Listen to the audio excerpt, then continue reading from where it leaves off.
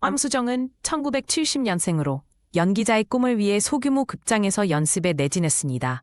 당시 그녀는 낮에는 아르바이트를 하고 밤에는 대본을 읽는 등 고된 무명 시절을 보냈습니다.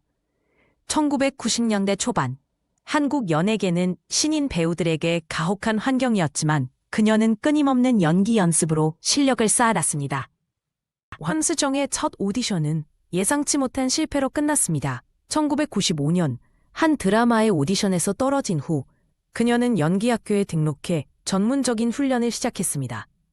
당시 오디션 합격률은 1% 미만이었지만 이 좌절은 그녀에게 더 큰 동기부여가 되었습니다. 1996년 황수정은 한 영화에서 단역으로 데뷔하며 연기 인생의 첫 발을 내디뎠습니다.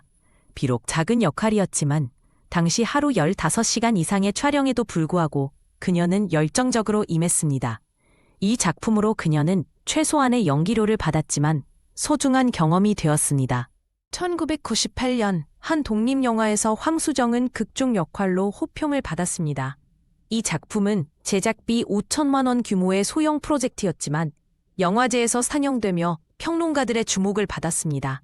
당시 그녀의 연기력은 신선하고 진정성 있다는 평가를 받으며 본격적인 연기 경력의 시작을 알렸습니다.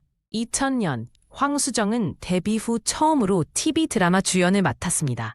하지만 당시 그녀의 출연료는 에피소드당 300만 원으로 주요 배우들에 비해 낮은 수준이었습니다. 제작진은 그녀의 독특한 매력을 높이 평가했지만 주연으로서의 부담감은 상당했다고 후에 인터뷰에서 고백했습니다.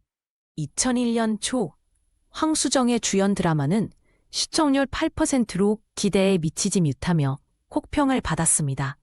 특히 그녀의 연기는 과장되고 불안정하다는 지적을 받았습니다. 당시 한 신문 조사에 따르면 시청자 60%가 그녀의 연기에 부정적 평가를 내렸습니다. 이는 그녀에게 큰 정신적 고통이 되었습니다. 이 사건은 당시 연예계 마약 사건 중 가장 큰 파장을 일으켰으며 그녀의 이미지는 완전히 무너졌습니다. 마약 사건 직후 황수정은 강모 씨의 아내로부터 간통 혐의로 고소를 당했습니다. 당시 법원 기록에 따르면 그녀는 1억 5천만 원의 합의금을 지급하고 사건을 마무리 지었습니다. 이 사건은 2001년 가장 많이 회자된 연예계 스캔들 중 하나로 그녀의 경력에 치명타를 입혔습니다.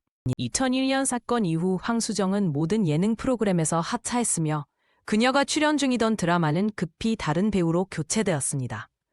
방송가 관계자에 따르면 그녀의 출연료는 사건 전 500만 원에서 사건 후 0원으로 추락했습니다. 이는 한국 연예계에서 도덕적 스캔들이 커리어에 미치는 영향을 보여주는 대표적 사례가 되었습니다. 2002년 이후 황수정은 공식적인 연예계 활동을 전면 중단했습니다. 최근 한 인터뷰에서 그녀는 과거의 실수를 뉘우치며 조용히 살고 있다고 밝혔습니다. 2023년 현재 그녀는 약 53세로 추정되며 연예계 복귀 계획은 없는 것으로 알려져 있습니다. 이 사건은 한국 연예계의 윤리적 기준을 재고하는 계기가 되었습니다.